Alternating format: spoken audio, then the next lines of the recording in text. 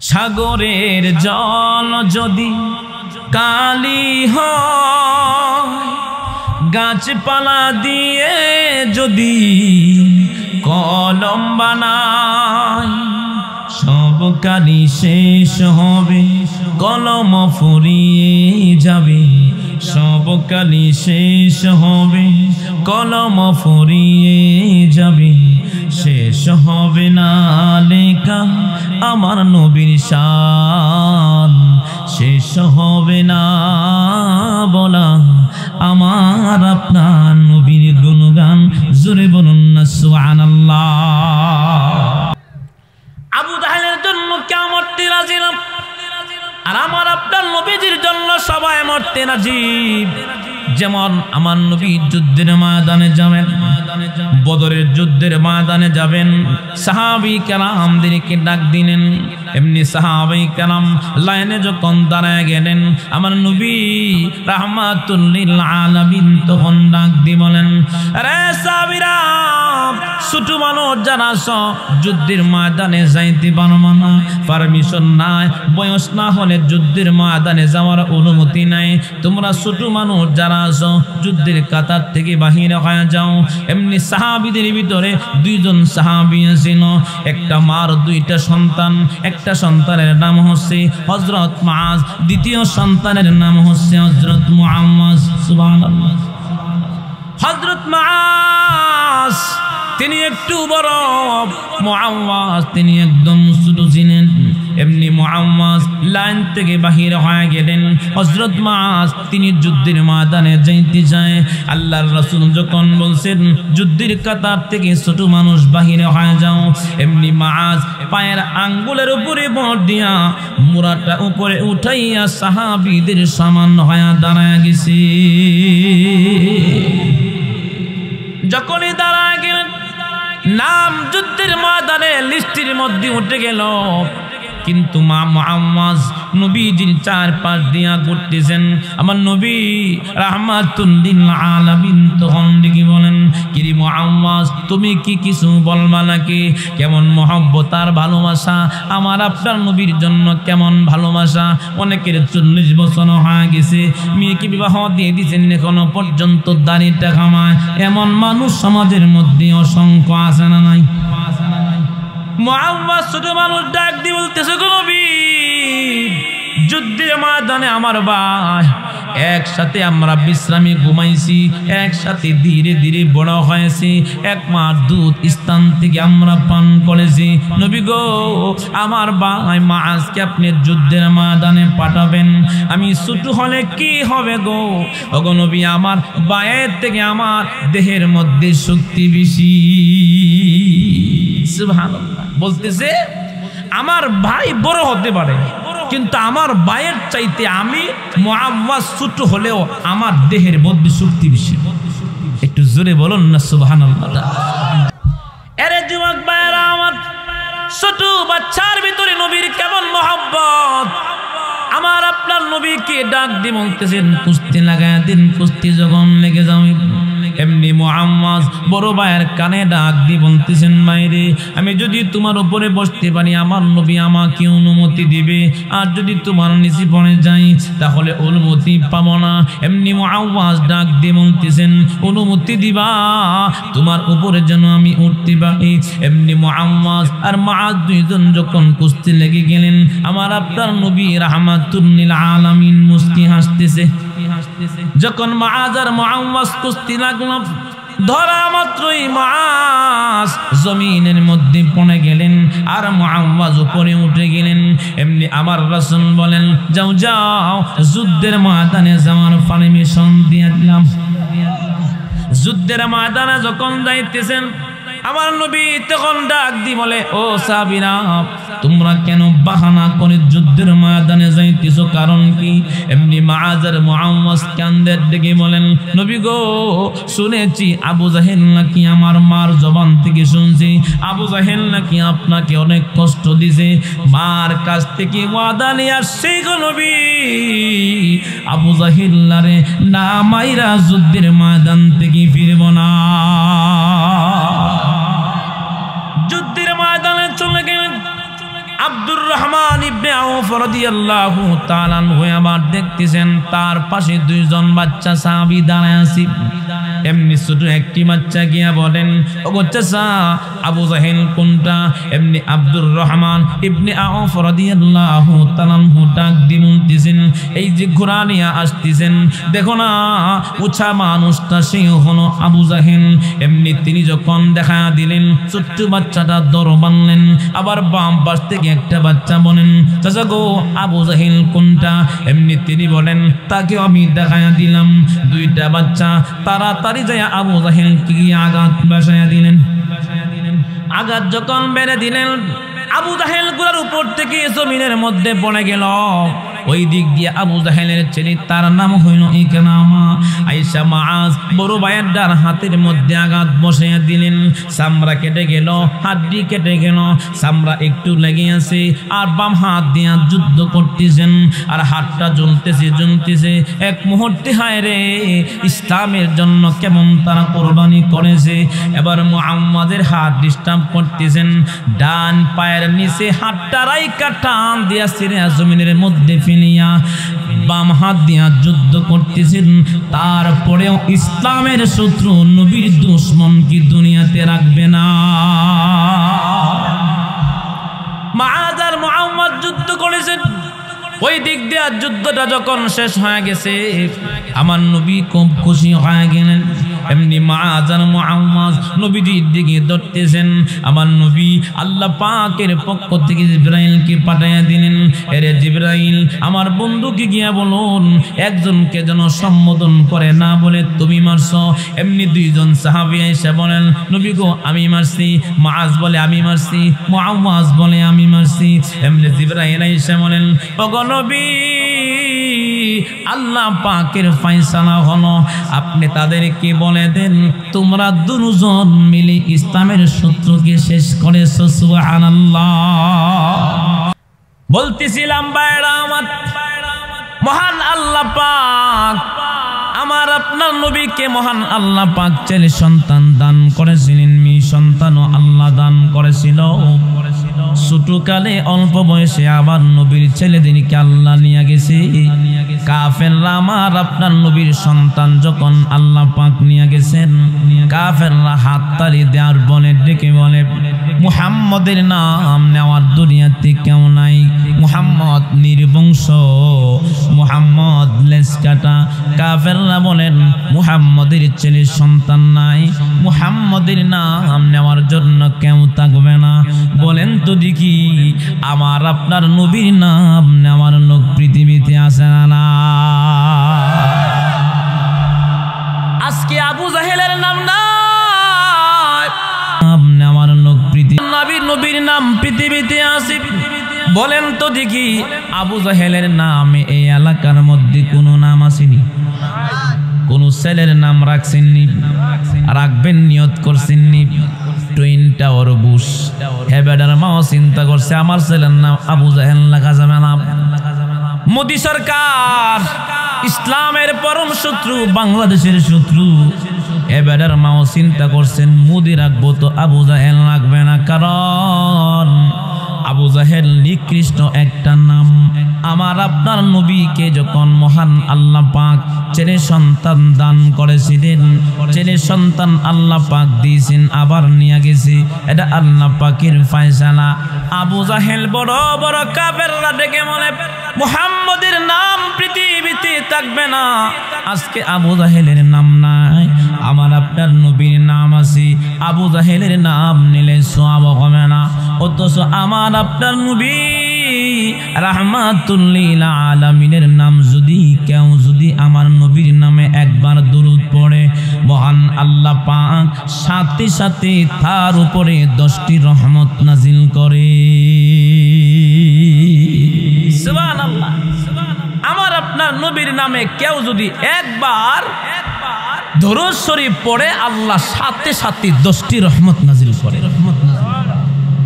আপন জন হারানোর বেতা সকলের অন্তরে থাকে, কেউ কাঁদে মানুষের সামনে, আবার কেউ অন্ধকারে বসে কান্না করে। আমার আপনার নবীর সন্তানদেরকে আল্লাহ নিয়ে গেছেন। বলুন তো দেখি, আমার আপনার নবীর দিলের মধ্যে কষ্ট আছে না নাই? ওই দিক দিয়া কাফেররা টিটকারি মারি। নবী আমার সাহাবীদের মজলিসে বসে আছেন, হঠাৎ নবী আমার তন্দ্রা তন্দ্রা বাপ। এক মুহূর্তে আমার আপনার নবী মুস্কি হাসলেন। এমনি সাহাবীরা ডেকে বলেন, ওগো নবী, আপনি কেন গো মুস্কি হাসলেন? আমার নবী তখন ডাক দিয়ে বলতেছেন, সাহাবীরা শোনো, মহান আল্লাহ পাক আমি নবীর উপরে একটা সূরা নাজিল করেছে। নবী আমার এই কথা বললেন, সাহাবী কেরামদের সামনে সূরাটা তেলাওয়াত করলেন। ইন্না আ'তাইনাকাল কাউসার ফাসাল্লি লিরাব্বিকা ওয়ানহার ইন্না শানিআকা হুয়াল আবতার। জোরে বলুন না আল্লাহু আকবার। আল্লাহ পাক ডাক দিয়ে বলতেছেন, ইন্না আ'তাইনাকাল কাউসার, নিশ্চয় আমি আপনাকে হাউজে কাউসার দান করেছি। সাহাবী কেরামদেরকে আমার রাসূল ডেকে বলেন, ও সাহাবীরা, মহান আল্লাহ পাক আমি নবীকে হাউজে কাউসার হাদিয়া দিলেন। এমনি সাহাবীরা ডেকে বলেন, হাউজে কাউসার কি গো নবী? এমনি আমার আপনার নবী রাহমাতুল লিল আলামিন তখন ডেকে বলেন, এটা জান্নাতি একটা নহর। হাউজে কাউসারের পানি এত বরকত আর এত রহমত আল্লাহ দান করেছেন। হাউজে কাউসারের পানি দুধের চাইতে আরো সাদা। সুবহানাল্লাহ। দুধের চাইতে আরো সাদা, বরফের চাইতে আরো ঠান্ডা, মধুর চাইতে আরো মিষ্টি গম। আমার আপনার নবীকে আল্লাহ পাক এমন বরকতময় নহর দান করেছেন। হাউজে কাউসারের পানি যদি কেউ এক পেয়ালা পানি পান করে, আল্লাহর সাথে সাথে তার উপরে 10টি রহমত নাজিল করে।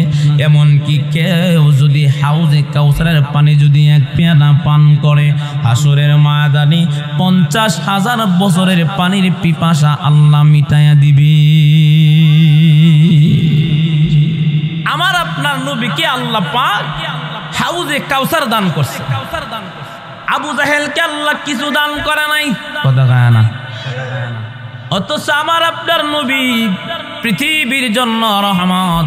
আল্লাহ পাক ডেকে বলেন, ওয়ামা আরসালনাকা ইল্লা রাহমাতাল লিল আলামিন। আমার আপনার নবী পৃথিবীর জন্য রহমত, মানুষের জন্য রহমত। আমার আপনার নবী এমন একজন নবী, ভাইরা আমার, জীব সমস্ত বর্তমানে নেতা ডাকলে পাগলের মতো ছুটে যায়, নেতার জন্য মিছিল করে, গাড়িতে পড়ে মরে যায়। অথচ আজকে আমার আপনার নবীর সুন্নতের কোনো কবর নাই। যে নবী হাসরের ময়দানে বলবে না, হাসরের ময়দানে এমন একটা হাল হবে, সমস্ত পয়গম্বর ইয়া নাফসি বলবে, নেতা বলবে তোকে আমি চিনি না বেটা, আমি তো ইয়া নাফসি। কঠিন মুসিবতের ময়দানে আমার আপনার নবী রাহমাতুল লিল আলামিন সাজদায় পড়ে কাঁদবে আর বলবে, ইয়া হাবলি উম্মতি, ইয়া হাবলি উম্মতি, আল্লাহ আমার উম্মতকে তুমি জাহান্নাম থেকে বাঁচাও। আমার আপনার নবী পৃথিবীর জন্য কেমন রহমত। নবী আবার একদিন সাহাবীদেরকে নিয়ে হাঁটতেছেন, ডাইনে সাহাবী, বামে সাহাবী, পিছনেও সাহাবী। সাহাবে কেরাম হাসতেছেন। হঠাৎ শুনতেছেন কে জানি গো আমার আপনার নবীকে জোরে জোরে উচ্চ কণ্ঠ দিয়া সালাম দিতেছে। সুবহানাল্লাহ। সাহাবী কেরাম ডাইনে তাকায় কোনো মানুষ নাই, বাম দিকে তাকায় কোনো মানুষ দেখা যায় না, সামনের দিকে তাকাইতেছেন কোনো মানুষ নাই, পিছনের দিকে তাকায় কোনো মানুষ দেখা যায় না। এমনি সাহাবী কেরাম ডেকে বলেন, ওগো নবী, কে গো নবী আপনাকে সালাম দিতেছেন? আমরা তো কোনো মানুষ দেখতেছি না। আমার আপনার নবী রাহমাতুল লিল আলামিন তখন ডাক দিয়ে বলেন, সাহাবীরা শুনো, আমি নবী শুধু মানুষের নবী নয়, আমি তো গাছের নবী। গাছ আমি নবীকে সালাম দিতেছি। ঘাস আমি নবীকে সালাম দিতেছি। আমার আপনার নবী কেমন রহমত, বাঘ পর্যন্ত আমার আপনার নবীর সুসংবাদ কাফেরদের কানে পৌঁছায়া দিত। সুবহানাল্লাহ। কি গণ, আমার আপনার নবী দামি নাকি কম দামি? আমার আপনার নবী রাহমাতুল লিল আলামিন যখন ইসলামের দাওয়াত দেয়, তখনকার জমানায় একজন লোকের নাম ছিল, একজন পাহলওয়ান, তার নাম হইল সালামা বিন আখওয়া। তিনি অনেক শক্তিশালী একজন বীর পাহলওয়ান। সালামা বিন আখওয়া একদিন সন্ধ্যা ভাব এমন সময় বানের দিকে রওনা করলেন। এমনি সালামা বিন আখওয়া একটু তাকায়া দেখতেছেন একটা হরিণকে একটা বাঘ দৌড়াইতেছেন ধরার জন্য। বাঘের জন্য হালাল খাবার, বাঘ হরিণকে তাবা মেরে ধরলেন। সালামা বিন আখওয়া মায়া লাগছে, আহারে হরিণটার শক্তি নাই, বাঘ শক্তিশালী, ওই হরিণকে ধরার জন্য মনে হয়ে যাচ্ছে সালামা বিন আখওয়া শক্তিশালী বীর পাহলওয়ান। এবার হরিণকে বাঘের মুখ থেকে ছুটানোর জন্য বাঘকে ধরার জন্য দৌড় দিছে। বাঘকে ধরার জন্য পিছনে পিছনে দৌড়তেছেন সালামা বিন আখওয়া। এভাবে দৌড়তেছেন, বাঘ ভয় পায় গেলেন। বাঘ যখন হরিণকে ছাড়িয়া একটু দূরে দাঁড়ায় আছেন, আহারে ওই দিন সালামা বিন আখওয়া তাকায়া দেখতেছেন বাঘ হরিণটাকে রেখে দূরে দাঁড়াইয়া মানুষের ভাষায় কথা বলতেছে। সুবহানাল্লাহ। বাদ দিয়া কইবেন, আর জোরে বলেন না সুবহানাল্লাহটা। সালামা বিন আখওয়া তিনি তাকায়া দেখতেছেন বাঘ মানুষের ভাষায় কথা বলতেছেন। সালামা বিন আখওয়াকে বলতেছি, জালেম কোথাকার, আমি সারাদিন কিছু খাইতে পারে নাই, আল্লাহ পাকের কাছে আমি চাইতেছি আল্লাহ আমাকে একটা খাবারের ব্যবস্থা করে দাও। সন্ধ্যার আগ মুহূর্তে আমার মালিক একটা ব্যবস্থা করে দিয়েছেন, কারণ হরিণ তো খাওয়া আমার জন্য জায়েজ আছে, কিন্তু তুই জালেম, আমার মুখের রিজিকটা খেয়ে নেওয়ার অধিকার তোর নাই। এই ঘোষণা যখন বললেন সালামা বিন আখওয়া তিনি অবাক, আর ডাইনে তাকায়, বামে তাকায়, পিছনে তাকায়, সামনে তাকায়, দেখে কোনো মানুষ আসে না গো। হঠাৎ দেখতেছেন একটা মানুষ আসতেছেন, তাড়াতাড়ি আসো, দেখে যাও বাঘ মানুষের ভাষায় কথা বলে, কি আশ্চর্য। ওই দিন বাঘ ডাক দিয়ে বলতেছে, সালাম, আমি কথা বলতেছি, এটা আশ্চর্য মনে করো। মক্কাতে মদিনাতে এমন একজন মানুষের আগমন ঘটেছেন যার নাম হলো মুহাম্মাদুর রাসূলুল্লাহ সাল্লাল্লাহু আলাইহি ওয়াসাল্লাম। তুমি এখনো পর্যন্ত তার কাছে যাইয়া হাতে হাত রেখে কালিমা পড়ে মুসলমান হও নাই, এটা তো বড় আশ্চর্যের ব্যাপার। সালামা বিন আখওয়া এই কথা শুনে আর দেরি করে নাই, আমার আপনার নবীজির হাতে হাত রেখে কালিমা পড়ে মুসলমান হয়ে যায়। তো আমার আপনার নবী পৃথিবীর জন্য রহমত, দুনিয়ার জন্য রহমত, মানুষের জন্য রহমত।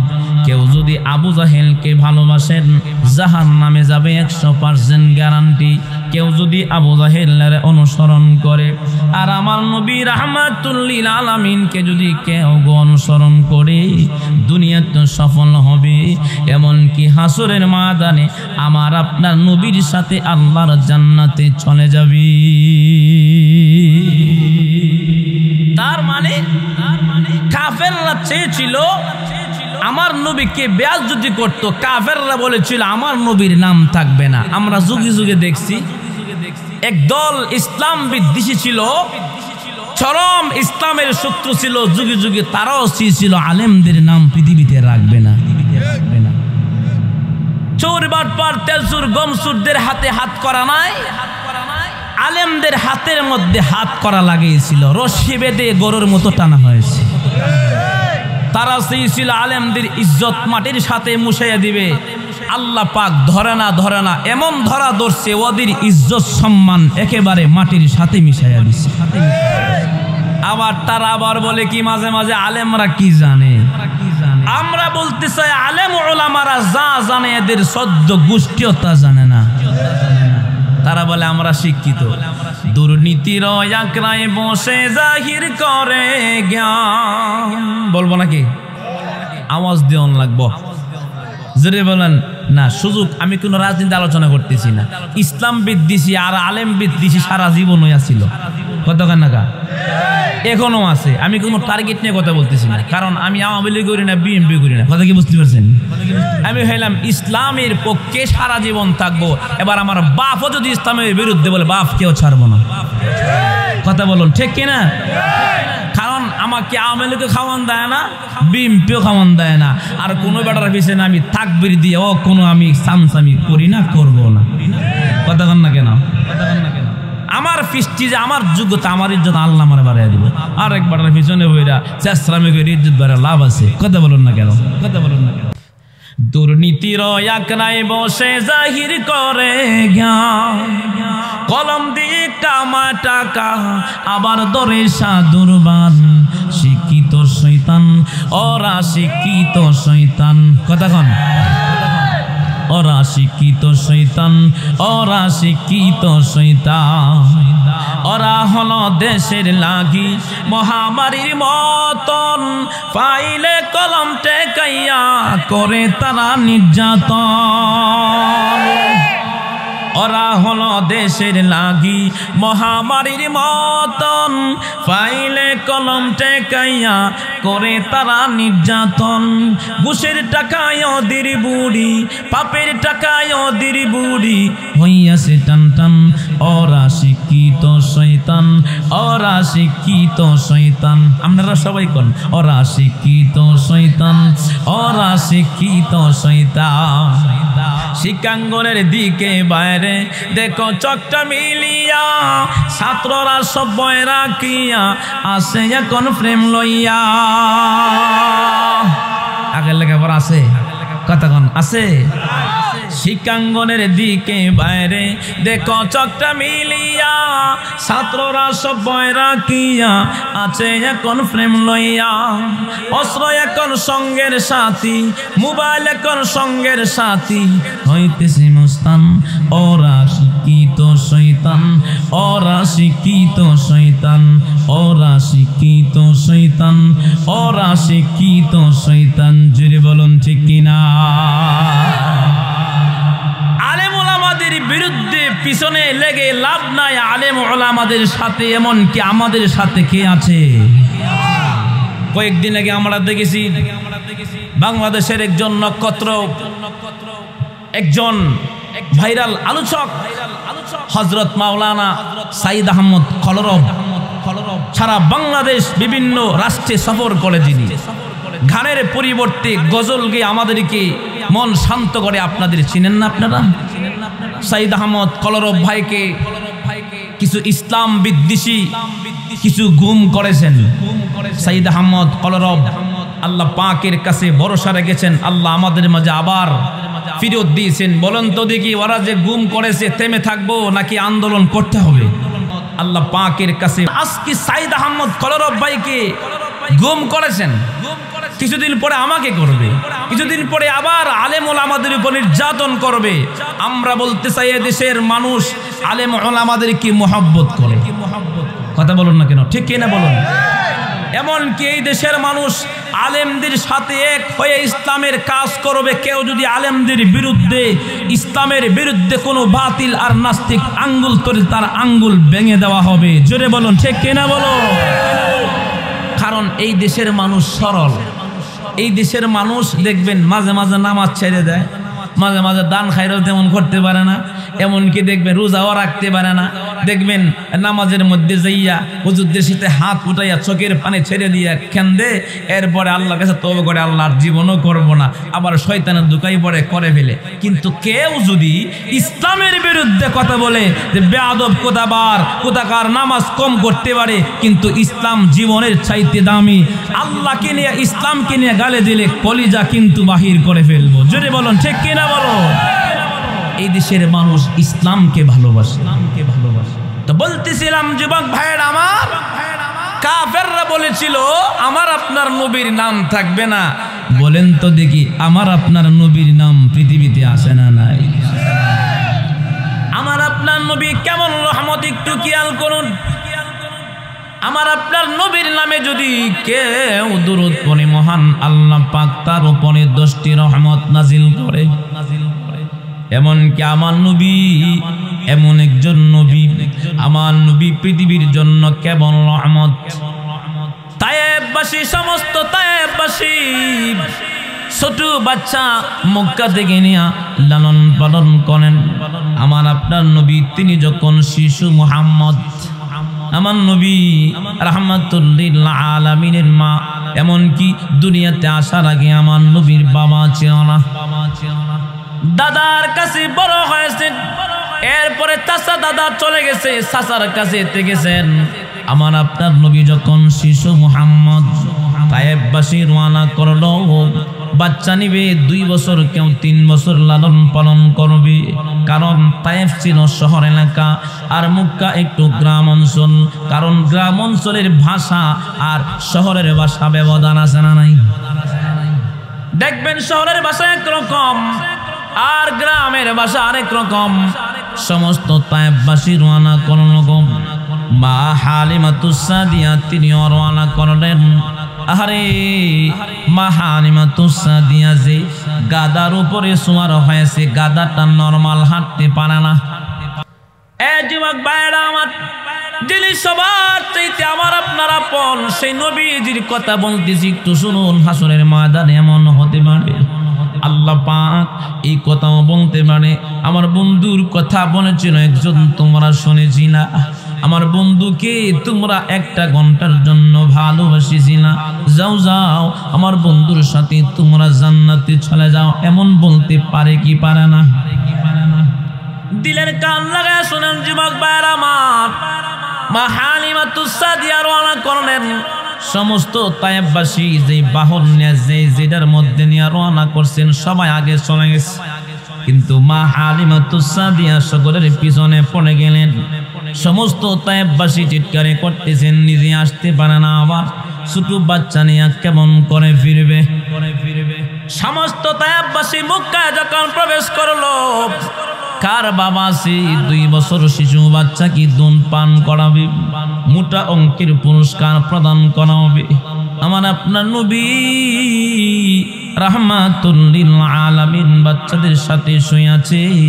সাদ মা কাছে হারা দিয়া তাকায় আছে কি আমার নবীকে কোলে নেয় না, কারণ আমার আপনার নবীর বাবা না। সমস্ত তায়েববাসী আমার কোটিপতির সন্তানদেরকে কোলে নিল। কার বাবা আছে সমস্ত শিশু বাচ্চা নিয়ে চলে যায়। মা হালিমাতুস সাদিয়া সকলের পরে প্রবেশ করলেন, স্বামীও ভিতরে ঢুকলেন। তাকায় দেখে শিশু মুহাম্মদ আমার আপনার নবী রাহমাতুল লিল আলামিন শুয়ে রইছে। আব্দুল মুত্তালিব ডাক দিয়ে বলে, ও তায়েববাসী শোনো, একটা বাচ্চা আছে, কেউ যদি নিতে চাও নিতে পারো, বাবা নাই পুরস্কার দিতে পারবো না। মা হালিমাতুস সাদিয়ার স্বামী এমনকি স্ত্রীকে নিয়ে বাহির হয়ে গেলেন। স্বামী বলতেছেন চলো। হালিমাতুস সাদিয়া তিনি ডাক দিয়ে বলেন, স্বামী গো, কে জানি গো আমাকে যাইতে দেন। সুবহানাল্লাহ। মা হালিমাতুস সাদিয়া আবার ভিতরে প্রবেশ করলেন। ভিতরে প্রবেশ করার পরে এবার বলতেছেন, স্বামী গো, আমি বাচ্চাটার প্রেমে পড়ে গেলাম। আমার আপনার নবী রাহমাতুল লিল আলামিনকে যখন কোলে নিলেন, মা হালিমাতুস সাদিয়া ডেকে বলেন, দুনিয়ার মানুষ শুনো, শিশু মুহাম্মদকে যখন আমি কোলে নিলাম, আমি যেমন তাকা দেখি পূর্ণিমার চাঁদ আমার কোলে উদয় হয়েছে। এতক্ষণ তো গাদা নিয়া তায়েফ থেকে রওনা করেছেন, মক্কায় প্রবেশ করেছেন, হাঁটতে পারে না। এখন গাদার উপরে রওনা হইলেন সওয়ার হইয়া। গাদা এখন শক্তিশালী গাদা হয়ে গেছে। সমস্ত কাফেলাকে ওভারটেক করে আগে চলে গেলেন।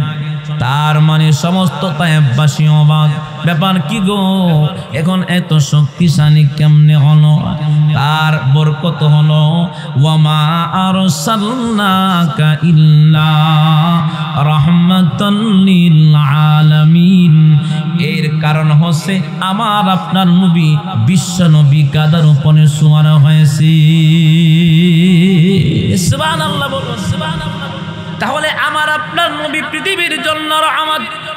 কাফেররা বলেছিলেন কি নাম থাকবে না, মুহাম্মদের ছেলে সন্তান নাই। আমাদের সমাজে দেখবেন অনেকের ছেলে সন্তান নাই, কি তুই আটকোরা কথা কয় আছে না নাই? এটা বলা ঠিক না বেঠিক? এটা কি ঠিক না বেঠিক? যেমন আমি এক জায়গায় দাওয়াতে যাব, তখন আমি জিজ্ঞাসা ভাইসা আপনার সন্তান আদি কি? হুজুর আল্লাহ আমারে দুইটা ছেলে দিছে, আল্লাহ আমারে বাঁচাইছে, মেয়ে দিছে না। আমারে বলতেছে। আমি বললাম কেন?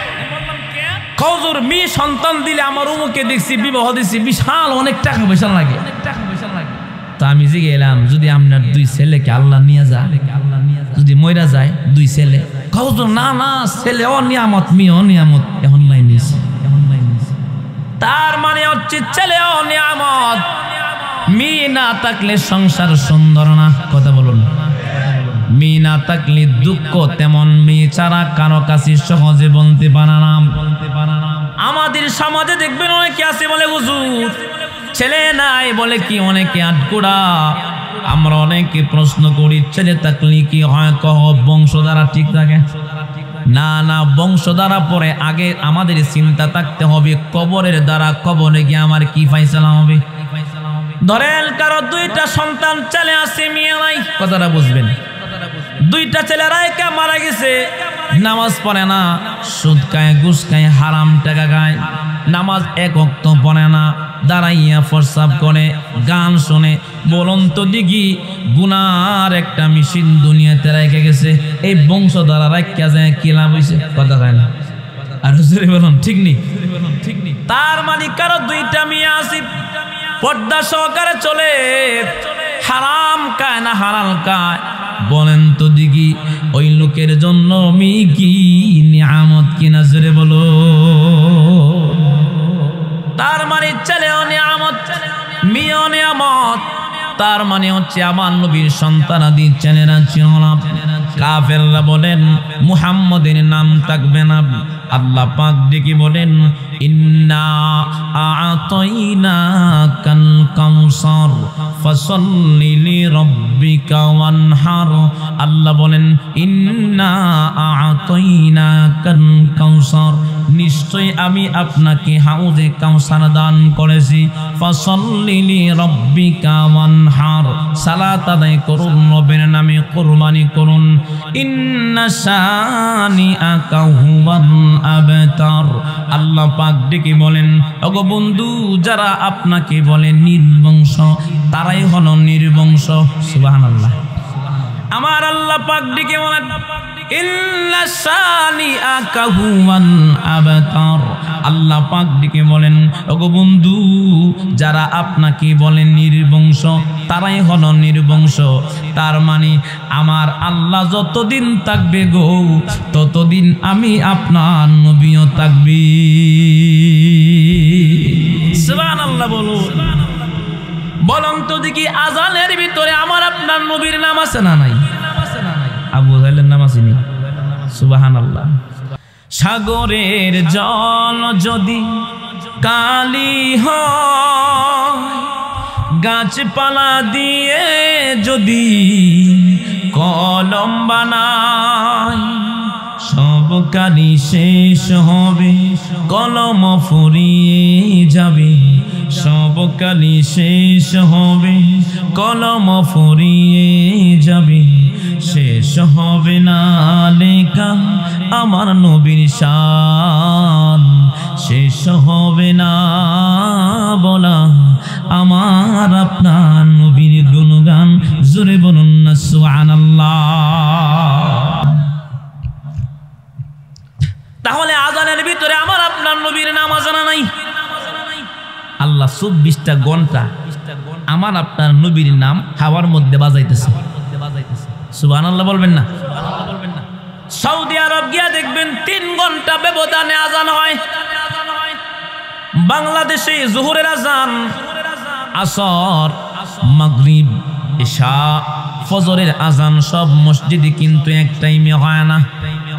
আপনাকে মসজিদে ধরুন এশারের নামাজ কারেন্ট হয়েছে, কথার কথা বলতেছি 7টায়।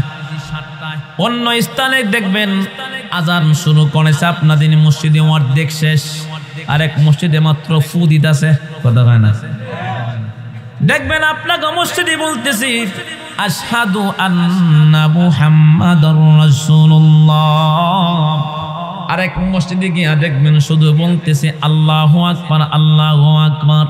তার মানে বাংলাদেশে লাখ লাখ মসজিদে আজান হয়, আমার আপনার নবীর নাম মাইক দিয়া উচ্চারিত হয়, আর আবু জাহেলের নাম কেউ মাইক দিয়া সওয়াবের জন্য না না, কথা কান না কেন? আমার আপনার নবীর নাম মহান আল্লাহ পাক রাইতে 12 ঘন্টা, দিনে 12 ঘন্টা, 24টা ঘন্টা আল্লাহ পাক নিজের নামের পরে আল্লাহ বন্ধুর নামটা ফিট করে দিলেন। আশহাদু আল্লাহ ইলাহা ইল্লাল্লাহ, আশহাদু আন্না মুহাম্মাদুর রাসূলুল্লাহ। তার মানে আজানের ভিতরে আমার আপনার নবীর নাম আছে, কাফেরদের নাম নাই, আমার আপনার নবীর নাম এখনো আছে। সুবহানাল্লাহ বলেন, সুবহানাল্লাহ। আমার আপনার নবীর নামে দরুদ পড়লে লাভ আছে। যেমন একদিন আমার আপনার নবী মসজিদে নববীতে বসে আছেন, হঠাৎ নবী আমার তাকায়া দেখতেছেন 4 জন লোক আসতেছে। দূর থেকে চিনা যায় না, কাছে আসার পরে দেখতেছেন 4 জন বড় বড় ফেরেশতারা আগমন করছে। সুবহানাল্লাহ, কথাটা কি বুঝতেছেন? 4 জন বড় ফেরেশতা কারা তারা? 1 নম্বরে হযরত জিবরাইল আলাইহিস সালাম, 2 নম্বরে আগমন করলেন আজরাইল আলাইহিস সালাম, 3 নম্বরে আগমন করলেন হযরত ইসরাফিল আলাইহিস সালাম, 3 নম্বরে আগমন করলেন হযরত মিকাইল আলাইহিস সালাম। 4 ফেরেশতার 4 দায়িত্ব, একটু শিখার দরকার আছে না রে ভাই? 4 ফেরেশতার 4 দায়িত্ব। 1 নম্বর জিবরাইল ওহির দায়িত্ব, ওহি নিয়ে দুনিয়াতে নবীদের কাছে আগমন করেছেন। 2 নম্বর আজরাইল মানুষের জান কবজ করেন।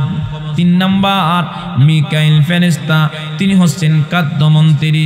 4 নম্বর হযরত ইসরাফিল বাশিরিয়া দাঁড়ায় আছে, যেদিন আল্লাহ পাক অর্ডার দিবেন এই পৃথিবী সব চূর্ণ বিচূর্ণ হয়ে যাবে।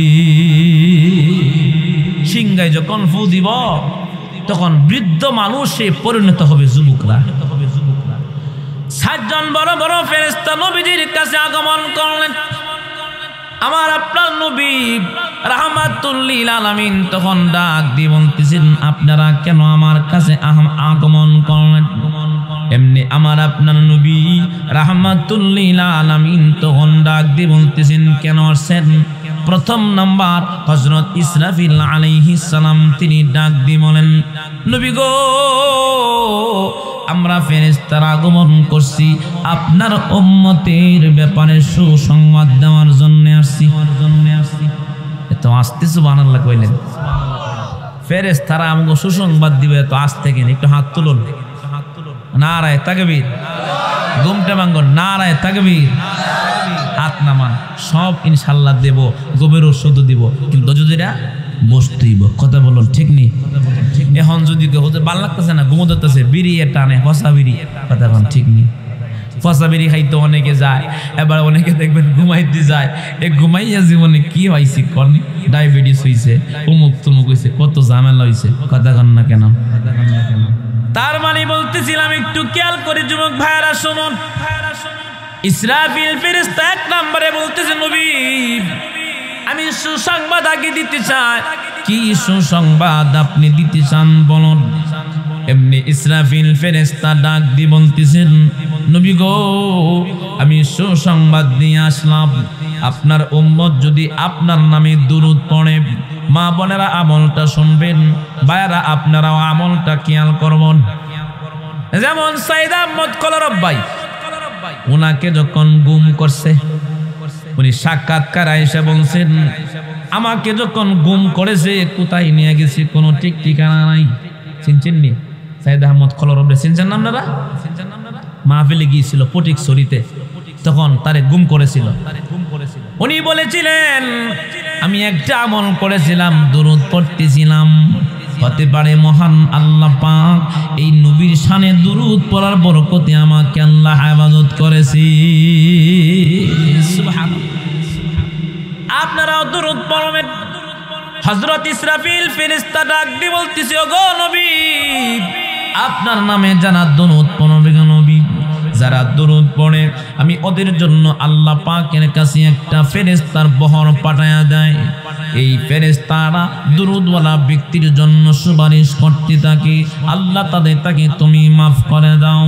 ইসরাফিল ফেরেশতা ডাক দিয়ে বলে গো নবী যতক্ষণ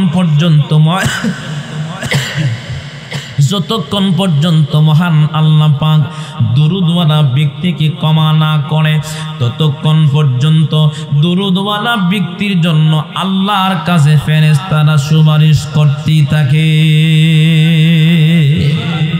তাহলে দুরূদ পড়ব না ছাড়ব? দুরূদ পড়লে লাভ আছে না নাই? দুই নম্বরে আমার হযরত জিবরাইল ডাক দিয়ে বলতেছে ওগো নবী আমি সুসংবাদ দিতে চাই। কি সুসংবাদ আপনি দিবেন? এমনি ডেকে বলেন নবী গো যে উম্মত আপনার নামে দুরূদ পড়বে ফুলসেরাতের পার যখন ব্রিজ পার হওয়ার জন্য তারা যেদিন যাবে হাসরের মাঠ কায়েম হওয়ার পরে দুইটা দলে বিভক্ত মানুষ হবে, একটা দল জাহান্নামী আর একটা জান্নাতি। নবী গো দুরূদওয়ালা ব্যক্তিকে আমি পার করার জন্য ফুলসেরাতের ব্রিজের পারে আমি দাঁড়ায় থাকবো। জিবরাইল ডাক দিয়ে বলতেছে ওগো নবী ফুলসেরাতের ব্রিজ আমি পার করে দিব। ফুলসেরাতের ব্রিজটা কত লম্বা? 50,000 বছরের রাস্তা, চুলের চাইতে আরো চিকন, হীরার চাইতে আরো দার। নিচে জাহান্নাম আগুন লাফাইতেছেন, এই জাহান্নামের উপর দিয়ে আল্লাহর জান্নাতে প্রবেশ করা লাগবে। জিবরাইল ডেকে বলে ওগো নবী যে উম্মত আপনার নামে দুরূদ পড়ছে গো নবী ওই দিন আমি নিজ জিম্মায় ফুলসেরাতের ব্রিজ পার করাইয়া আল্লাহ পাকের জান্নাতের ভিতরে দিয়ে আসব। তাহলে দুরূদ পড়লে লাভ আছে না নাই? 3 নম্বরে আমার মিকাইল ফেরেশতা ডাক দিয়ে বলতেছেন তারা দুইজন যেমন সুসংবাদ দিয়েছেন আমিও সুসংবাদ দিব। ডেকে বলেন আপনি কি সুসংবাদ দিবেন? এমনি ডেকে বলেন নবী গো যারা আপনার নামে দুরূদ পড়বে হাউজে কাউসারের পানির দায়িত্ব হাসরের ময়দানে মহান আল্লাহ পাক আমি মিকাইল আল্লাহ দিব। এই যে হাউজে কাউসারের পানি দুধের চাইতে আরো সাদা, বরফের চাইতে আরো ঠান্ডা, মধুর চাইতে আরো মিষ্টি। এমনি মিকাইল ফেরেশতা ডাক দিয়ে বলেন কঠিন মুসিবতের ময়দানে এমন একটা হাল হবে গো নবী, মানুষ হাহাকার করতে আরম্ভ করবে, পানি পানি বলে চিল্লাইবে, কেউ কাউকে সাহায্য করবে না। যারা বেশি বেশি আপনার নামে দুরূদ পড়েছে গো নবী আমি হাউজে কাউসারের পানি পেয়ালা হাতে নিয়া ওই দুরূদওয়ালা ব্যক্তিকে পান করাইয়া তার কলিজা ঠান্ডা করে দিব। তাহলে দুরূদ পড়লে লাভ আছে না নাই? 4 নম্বরে আজরাইল ডাক দিয়ে মানে ওগো নবী আমি সুসংবাদ দিব। ওগো নবী আমি সুসংবাদটা এই জন্য দিতে যাই সবচেয়ে বেশি কষ্ট হলো মানুষের মরণের সময়। ঠিক নি বলুন? মরণের সময় এমন কষ্ট হয় আমার রাসূল বলেন একজন নাফরমানের জান এমন করে কবজ করে তার এমন কষ্ট হয়। একটা জেতা বুকের চামড়া যদি ঠান্ডা সিরিয়া ফেলা হয় যেমন কষ্ট হয়, এর চাইতে বেশি কষ্ট হয় একজন নাফরমানের জান কবজ করতে। আজরাইল ফেরেশতা ডাক দিয়ে বলেন, নবী গো, আপনার যে উম্মত আপনার নামে দরুদ পড়েছে তার জান এমন করে কবজ করব, ছোটকালে মায়ের কোলে যেমন দুধ পান করার সময় দুধ পান করতে করতে সে ঘুমায়া গেছে, এমন করে জান কবজ করব, কষ্ট হবে না। নবীদের জান যেমন করে কবজ করেছি দুরুদওয়ালা ব্যক্তির জান এমন করে কবজ করব। তাহলে বলুন, আমার আপনার নবীজির নামে দরুদ পড়লে লাভ আছে? কাফেররা বলেছিল আবার নবীর নাম থাকবে না। তাহলে বলুন, আমার আপনার নবীর নাম পৃথিবীতে আছে না? না, কিছু লোক চেয়েছিল ইসলাম টাকাও আলেম টাকাও, তারাই টেকছে। কথা কয় না? এন আঙ্গুল কয়টা? আরো জোরে কয়টা? আঙ্গুল 5টা। এই আঙ্গুলটা না থাকলে হাত অচল হবে না, এটাও না থাকলে হাত অচল হবে না, এটাও না থাকলে হাত অচল হবে না। এখন 4 আঙ্গুল আছে, এই আঙ্গুলটা নাই। 4 আঙ্গুলের বেডাগিরি আঙ্গুলে দিয়ে কথা কন না কা? নয়তো আপনারা যুবক ভাইরা যারা আছেন আপনারা এনে আপনারা এভাবে আঙ্গুলটা বাহির করে দেয়ালে একটু টুসি বাইরা দেখেন কতটুকু আপনি শক্তি কাটাইতে পারেন, আর এটার ভিতরে না দেখেন দেয়াল ভাঙার সম্ভাবনা আছে। কথা কন না কা? তার মানে 4 আঙ্গুল আছে, আঙ্গুলটা না থাকলে যেমন হাত অচল, এই পৃথিবীতেও আলেম ওলামারা না থাকলে পৃথিবীর মানুষ দিন হারা পথ বলা অচল হয়ে যাবে। কথা বলুন, ঠিক কিনা বলুন?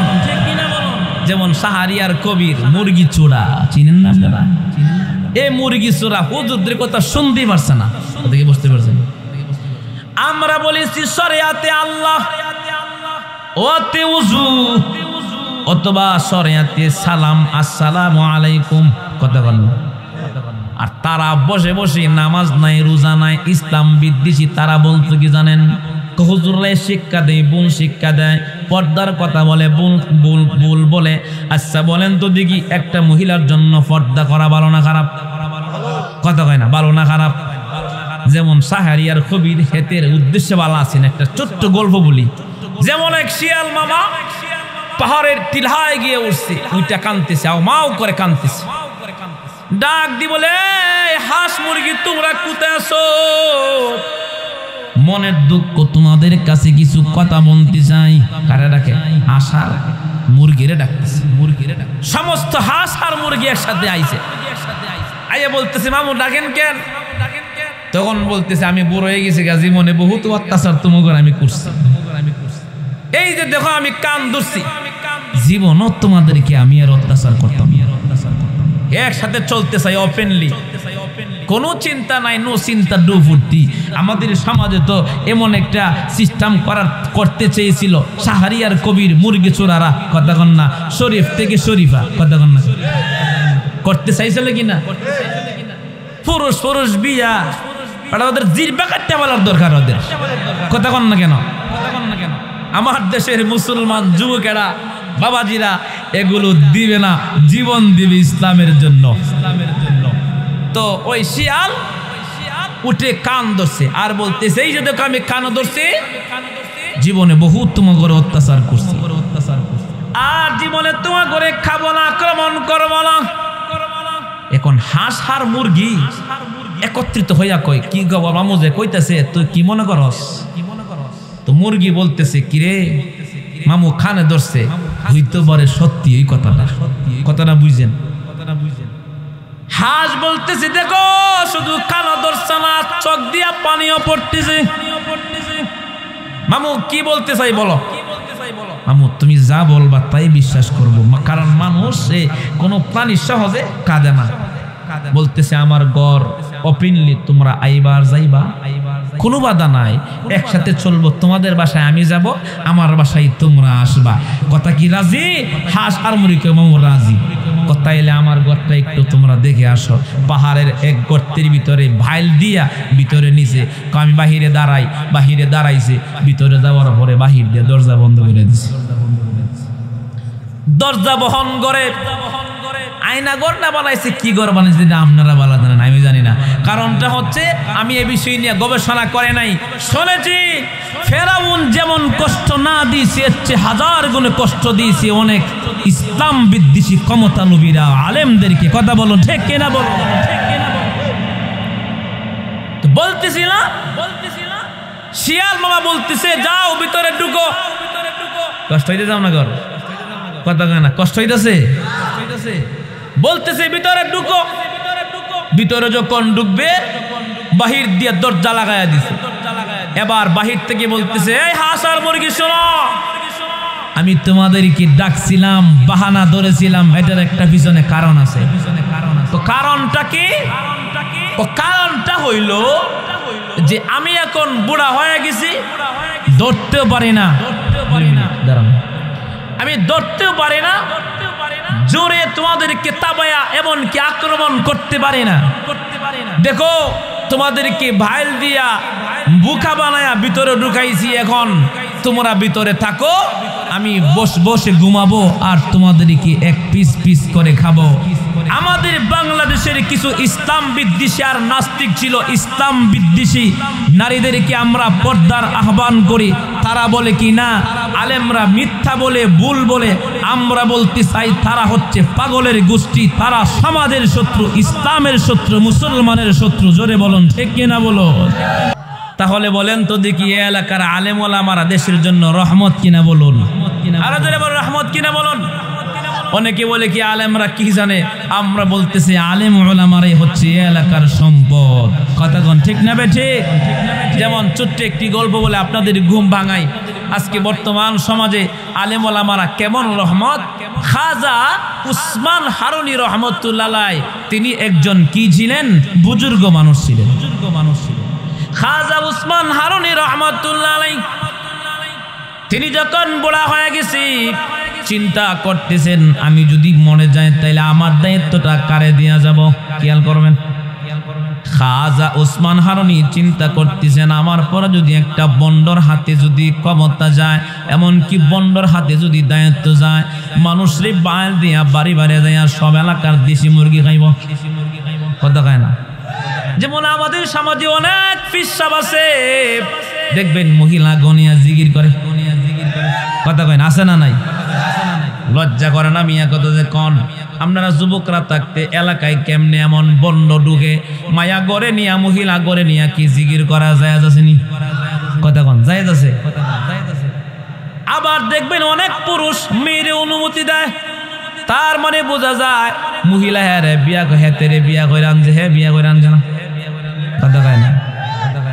লজ্জা দেখার দরকার। একজন মূর্খ মানুষ, অশিক্ষিত মানুষও বুঝে নিজেই ছাড়া পর পুরুষের লগে পয়সা একত্রিত জিগির করা হারাম। স্বামীর কোনো খেদমত নাই, পিসাবের খেদমত করে। কথা কয় না? দেখবেন অনেকে আছে পিসাবের জন্য পিঠা বানায়, আপনার লাগে আসেনি? স্বামীর জন্য বছর একদিন পিঠা বানায় না। এই ভাইরা আমার, ওয়াজ মাহফিলের উদ্দেশ্য কি জানেন? ওয়াজ মাহফিলের উদ্দেশ্য হলো সমস্ত বিষয় সবকিছু অবগত করা। ঠিক নেই?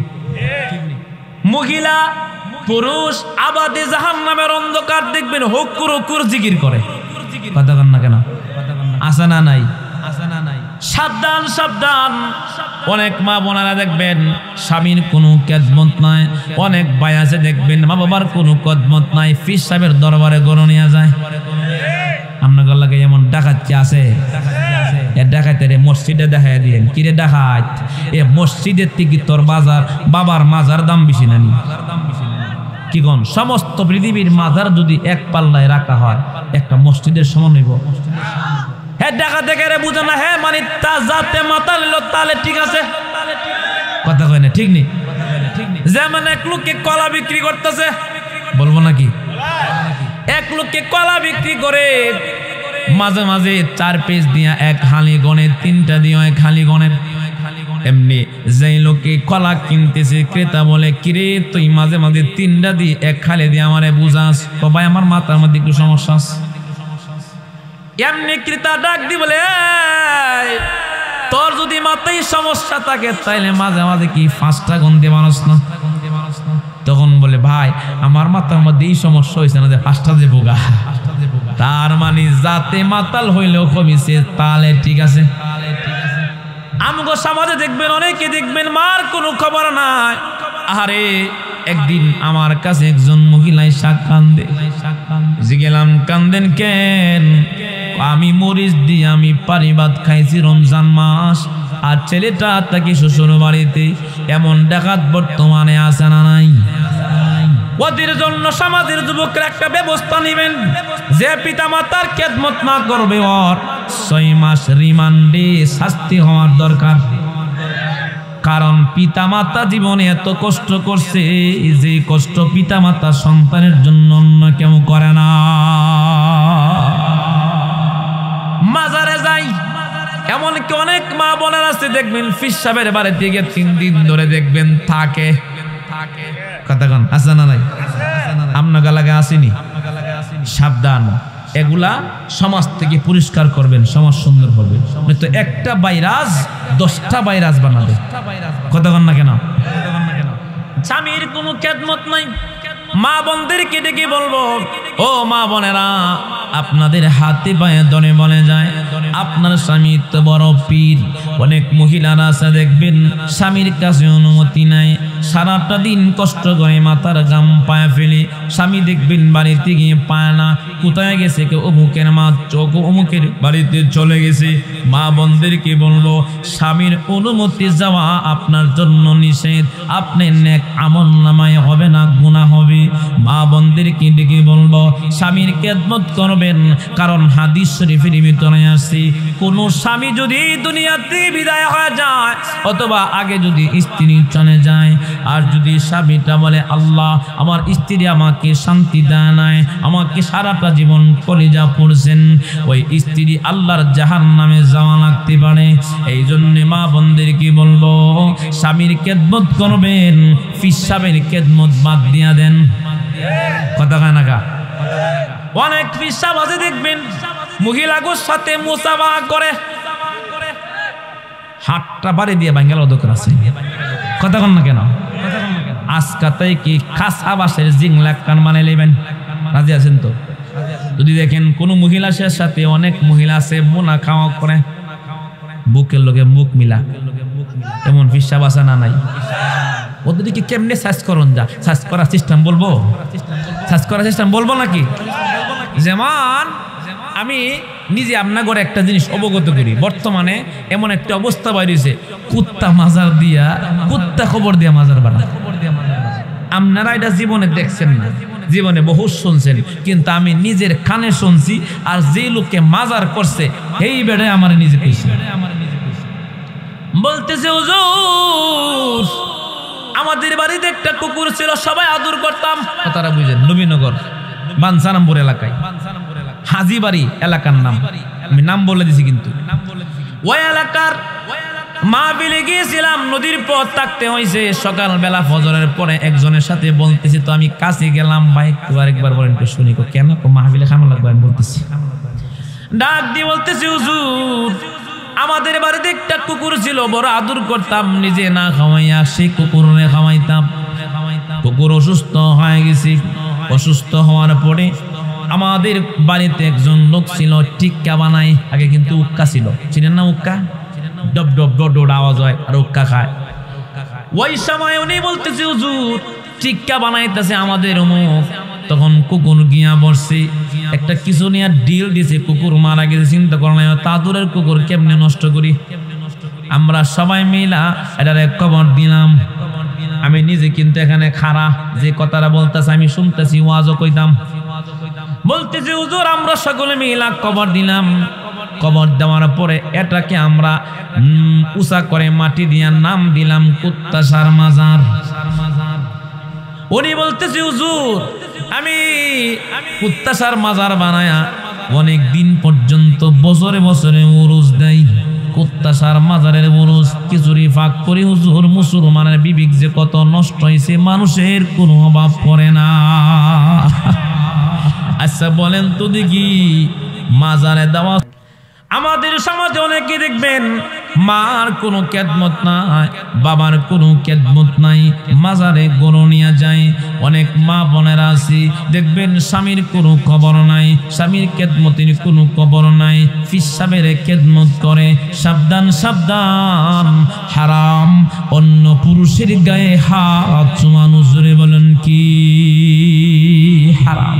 আবার একদল আছে কই কি পানির তলে মোমবাতি, বান বাতাসে নিবে না, পীরের কাছে মরি দইলে নামাজ রোজা লাগে না। কত গান আছে না নাই? চিন্তা করেন কত বড় জালেম দেখেন।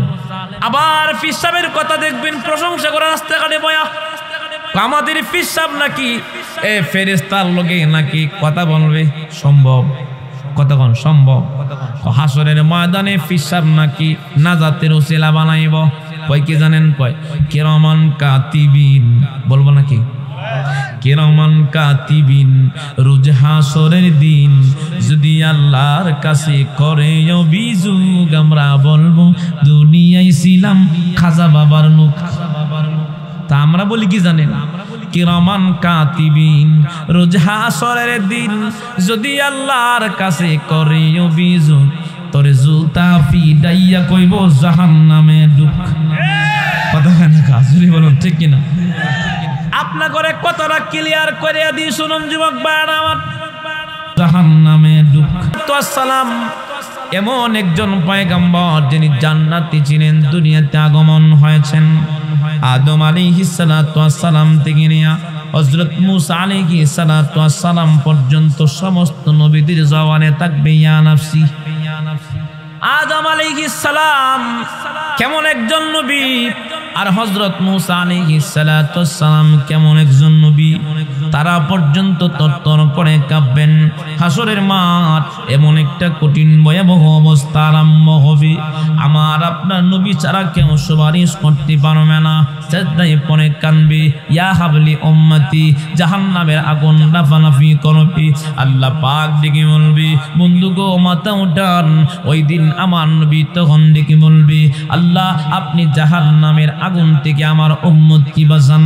আমি যেটা বোঝাইতেছিলাম, আদম আলাইহিস সালাতু ওয়াস সালাম যে জায়গার মধ্যে কথা বলার শক্তি নাই, ফিসাব কেমনে কথা বলবো? এটা বাটপারি, জোরে বলুন ঠিক কিনা? ছোট্ট একটি গল্প বলে আপনাদের উদাহরণ দেই, এমনকি ঘুম ভাঙায়। এরপরে আমার বয়ান শেষের দিকে নিয়ে যাব ইনশাআল্লাহ। চমৎকার একটি কথা আপনাদেরকে আমল দেব।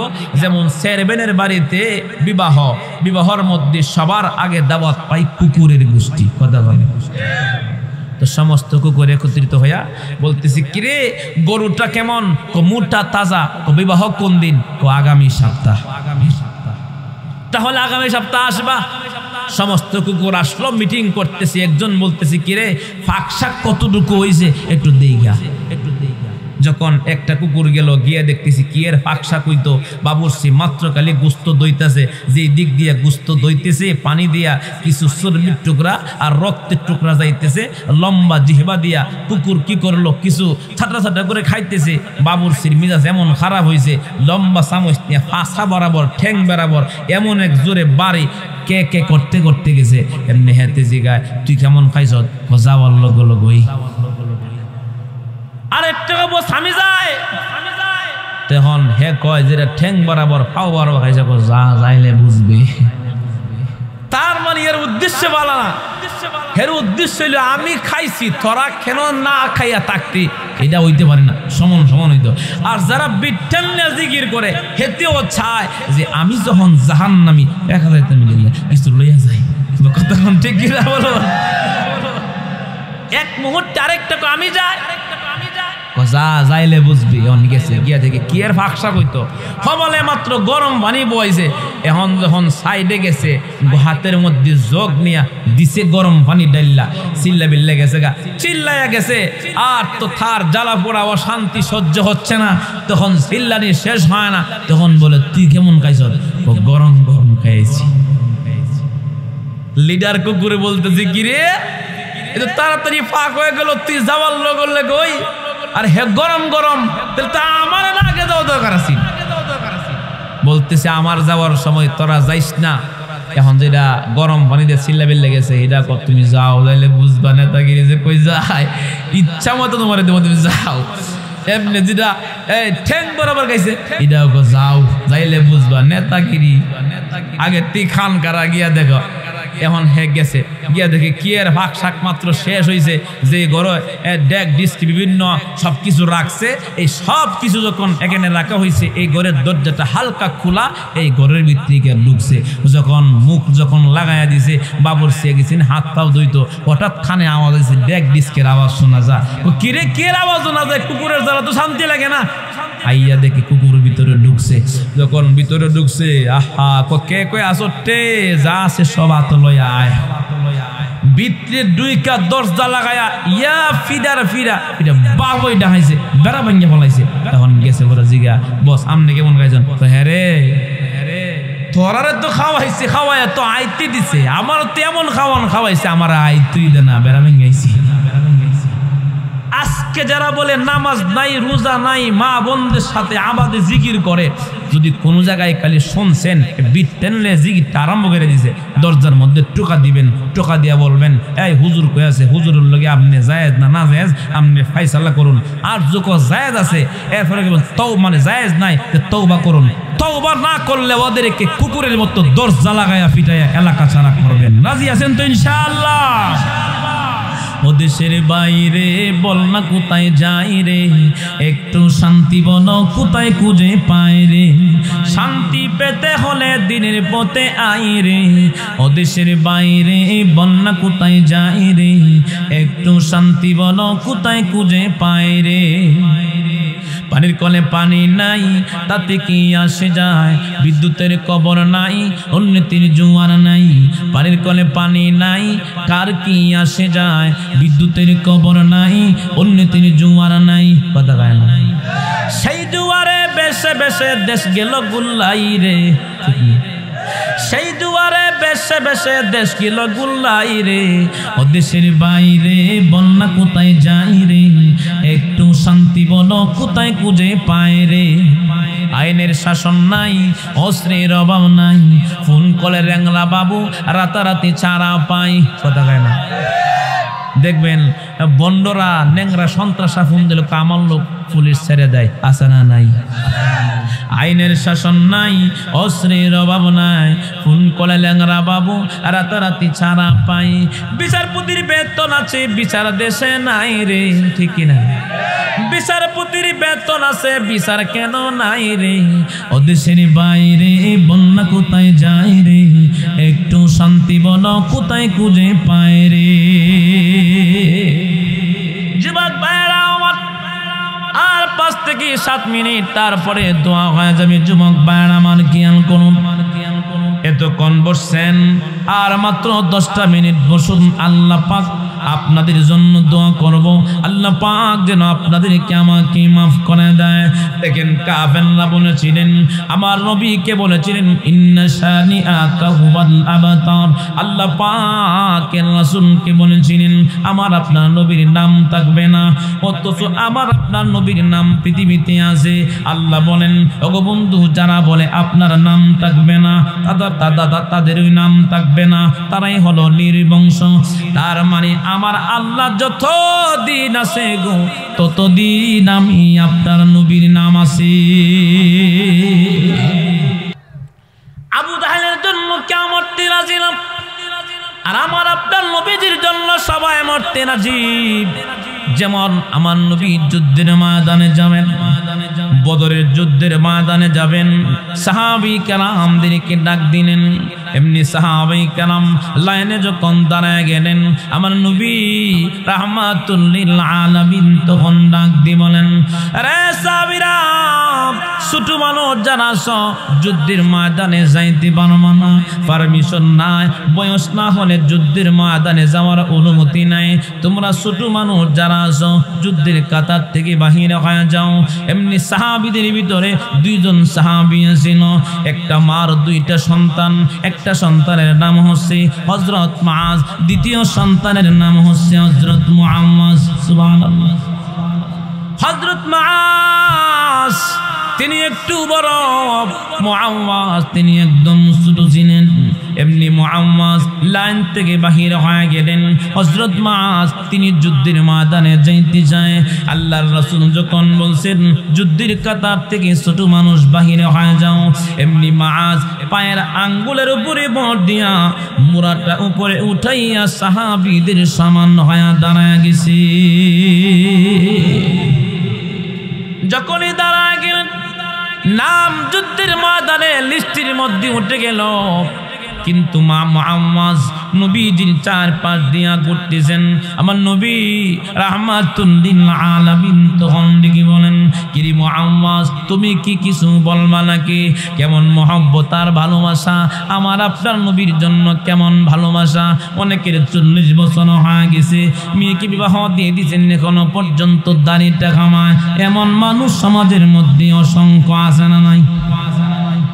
মুআওয়াজ ছোট মানুষ ডাক দিয়ে বলতেছে, গো নবী যুদ্ধের ময়দানে আমার ভাই একসাথে আমরা বিশ্রামে ঘুমাইছি, একসাথে ধীরে ধীরে বড় হয়েছি, এক মাস দুধ স্থান থেকে আমরা পান করেছি। নবী গো আমার ভাই মুআজকে আপনি যুদ্ধের ময়দানে পাঠাবেন, আমি ছোট হলে কি হবে গো? ওগো নবী আমার ভাইয়ের থেকে আমার দেহের মধ্যে শক্তি বেশি। সুবহানাল্লাহ। বলতেছে আমার ভাই বড় হতে পারে, কিন্তু আমার ভাইয়ের চাইতে আমি মুআওয়াজ ছোট হলেও আমার দেহের মধ্যে শক্তি বেশি। একটু জোরে বলুন না সুবহানাল্লাহ। নবী আমার মুস্কি মুস্কি হাসতেছেন। বলেন তো দেখি আমার নবীজিও হাসছে কিনা বলুন। আমার নবীজিও হাসতেন। একদিন সাহাবী কেরামদের সামনে খেজুর আইছে। নবীজি বলেন খেজুর খাও। এখানে হযরত আলীও আছে, হযরত আবু বকর, হযরত উমর, সমস্ত সাহাবীরা খেজুর খাইতেছেন। নবীজি বলতেছেন খেজুর খাইবা ঠিক, খেজুরের বিচিগুলো সামনে রাখবা। আমার নবীও খেজুর খায়, খেজুর নিজে খাইতেছে। আমার নবী রাহমাতুল লিল আলামিন খাইতেছে, কিন্তু খেজুরের বিচিগুলো নিজের সামনে রাখে না, হযরত আলীর সামনে রাখতেছে। সুবহানাল্লাহ। নবী আমার খেজুরের বিচি হযরত আলী রাদিয়াল্লাহু তাআলা আনহুর সামনে রাখতেছেন। খেজুর খাওয়া যখন শেষ হয়ে গেছে, আমার নবী রাহমাতুল লিল আলামিন তখন ডাক দিয়ে বলেন, সাহাবীরা তোমরা কে কতটুকু খেজুর খাইছো নিচের দিকে তাকাও। সাহাবী কেরাম তাকায় দেখতেছেন সমস্ত তাহাবীরা সাহাবে কেরাম সমান সমান খাইছে, কিন্তু আলী রাদিয়াল্লাহু তাআলা আনহুর সামনে বেশি ডাবল খেজুরের বেশি দেখা যায়। নবী আমার তাকায় বলতেছেন, সাহাবীরা এখানে কে বেশি খাইছে? একটু মনে হয় আলী একটু বেশি পেটুক। সুবহানাল্লাহ। হযরত আলী রাদিয়াল্লাহু তাআলা আনহু আমার লজ্জাবোধ করলেন। কিছুক্ষণ পরে সাহাবী কেরামদেরকে ডেকে বলেন, সাহাবীরা গো আমি তো খেজুর খাইলাম, খেজুরের বিচি তো খাইছি না। এখানে এমন একজন পেটুক আছে যিনি খেজুরও খাইছে, খেজুরের বিচিও খাইলাইছে। সুবহানাল্লাহ। আমার নবীজিও আনন্দ করছেন। তো সাহাবী হযরত মুআওয়াজ রাদিয়াল্লাহু তাআলা আনহু বলেন, নবী আমার দেহের মধ্যে শক্তি বেশি। আমি আমার নবী তখন ডেকে বলেন, নবী গো আমার নবীকে বলতেছেন, নবী গো আপনি আমার ভাইয়ের সাথে কুস্তি লাগায়া দেন। এমনি আমার রাসূল মুস্কি হাসতেছেন। এক মুহূর্তে মুআজ আর মুআওয়াজ দুজনকে কুস্তি লাগায়া দিলেন। এমনি মুআওয়াজ বড় ভাইয়ের কানের মধ্যে গিয়া বলেন, ভাইরে যুদ্ধের ময়দানে তোমার নাম উঠে গেছে, তুমি তো যুদ্ধের ময়দানে চলে যাবা। আমি শুনেছি আমার নবীকে নাকি আবু জাহেল কষ্ট দিছে। আবু জাহেল নাকি 1000 কাফের নিয়া তিনি যে সেনাপতির দায়িত্ব নিয়া বদরের যুদ্ধের ময়দানে আসতেছে। আরে ভাই তুমি একা যাও না, আমাকে সাথে নিয়া তুমি যুদ্ধের ময়দানে যাও, যেন আবু জাহেলরে মারতে পারি। সুবহানাল্লাহ। এরে যুবক ভাইরা আমার, ছোট বাচ্চার ভিতরে নবীর কেমন মহব্বত। আমার আপনার নবীকে ডাক দিয়ে বলতেছেন কুস্তি লাগায় দিন, কুস্তি যখন লেগে যাও এমনি মুআওয়াজ বড় ভাইয়ের কানে ডাক দিয়ে বলতেছেন, ভাইরে আমি যদি তোমার উপরে বসতে পারি আমার নবী আমাকে অনুমতি দিবে, আর যদি তোমার নিচে পড়ে যাই তাহলে অনুমতি পাবো না। এমনি মুআওয়াজ ডাক দিয়ে বলতেছেন, অনুমতি দিবা তোমার উপরে যেন আমি উঠতে পারি। এমনি মুআওয়াজ আর মুআজ দুইজন যখন কুস্তি লেগে গেলেন, আমার আপনার নবী রাহমাতুল লিল আলামিন মুস্কি হাসতেছে। যখন মুআজ আর মুআওয়াজ কুস্তি লাগলো, ধরা মাত্রই মুআজ জমিনের মধ্যে পড়ে গেলেন আর মুআওয়াজ উপরে উঠে গেলেন। এমনি আমার রাসূল বলেন, যাও যাও যুদ্ধের ময়দানে যাওয়ার পারমিশন দিয়ে দিলাম। যুদ্ধের ময়দানে যখন যাইতেছেন আমার নবী তখন ডাক দি বলে, ও সাহাবীরা তোমরা কেন বাহানা করে যুদ্ধের ময়দানে যাইতেছো, কারণ কি? এমনি মুআজ আর মুআওয়াজ কান্দের ডেকে বলেন, নবী গো শুনেছি আবু জাহেল নাকি, আমার মার জবান থেকে শুনছি আবু জাহেল নাকি আপনাকে অনেক কষ্ট দিছে, মার কাছ থেকে ওয়াদা নিয়ে আসছে গো নবী আবু জাহেলারে না মাইরা যুদ্ধের ময়দান থেকে ফিরব না। যুদ্ধের ময়দানে চলে গেলেন। আব্দুর রহমান ইবনে আউফ রাদিয়াল্লাহু তাআলা আনহু আবার দেখতেছেন তার পাশে দুইজন বাচ্চা সাহাবী দাঁড়ায় আছে। এমনি ছোট একটি বাচ্চা গিয়া বলেন, ওগো চাচা আবু জাহেল কোনটা? এমনি আব্দুর রহমান ইবনে আউফ রাদিয়াল্লাহু তাআলা আনহু ডাক দিয়ে বলতেছেন, এই যে ঘোড়া নিয়ে আসতেছেন দেখো না উঁচা মানুষটা, সে হলো আবু জাহেল। এমনি তিনি যখন দেখা দিলেন ছোট্ট বাচ্চাটা দর বানলেন, আবার বাম পাশ থেকে একটা বাচ্চা বলেন, চাচা গো আবু জাহেল কোনটা? এমনি তিনি বলেন, তাকে আমি দেখায়া দিলাম। দুইটা বাচ্চা তাড়াতাড়ি যায় আবু জাহেল কি আঘাত বসায়া দিলেন। আঘাত যখন বেড়ে দিলেন আবু জাহেল গুলার উপর থেকে জমিনের মধ্যে পড়ে গেল। ওই দিক দিয়ে আবু জাহেলের ছেলে, তার নাম হইল ইকরামা। আয়েশা মুআজ বড় ভাইয়ের ডান হাতের মধ্যে আঘাত বসাইয়া দিলেন।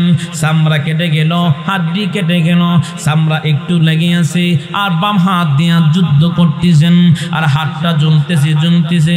এক মুহূর্তে হায় রে ইসলামের জন্য কেমন তারা কোরবানি করেছে। এবার মুহাম্মাদের হাত ডিস্টার্ব করতেছেন, ডান পায়ের নিচে হাতটা রাইকা টান দিয়া ছিঁড়ে জমিনের মধ্যে ফেলিয়া বাম হাত দিয়া যুদ্ধ করতেছেন। তারপরেও ইসলামের শত্রু নবীর দুশমন কি দুনিয়াতে রাখবে না? মুআজ আর মুআওয়াজ যুদ্ধ করেছেন। ওই দিক দিয়ে যুদ্ধটা যখন শেষ হয়ে গেছে আমার নবী খুব খুশি হয়ে গেলেন। এমনি মুআজ আর মুআওয়াজ নবীজির দিকে ধরতেছেন। আমার নবী আল্লাহ পাকের পক্ষ থেকে জিবরাইলকে পাঠাইয়া দিলেন, এরে জিবরাইল আমার বন্ধুকে গিয়া বলুন একজনকে যেন সম্বোধন করে না বলে তুমি মারছো। এমনি দুইজন সাহাবী এসে বলেন, নবী গো আমি মারছি। মুআজ বলে আমি মারছি, মুআওয়াজ বলে আমি মারছি। এমনি জিবরাইল এসে বলেন, ওগো নবী আল্লাহ পাকের ফয়সালা হলো, আপনি তাদেরকে বলে দেন তোমরা দুজন মিলে ইসলামের শত্রুকে শেষ করেছো। সুবহানাল্লাহ। এজন্য বায়ান আমার শেষ কথা, কাফেররা বলেছিল ইন্না শানিআকা হুয়াল আবতার। কাফেররা বলেছিলেন আমার আপনার নবীর নাম থাকবে না। তার মানে আল্লাহ বলেন, নবী গো আপনার নাম আপনাকে নির্বংশ বলে। আমার আল্লাহ বলেন তারাই হলো নির্বংশ।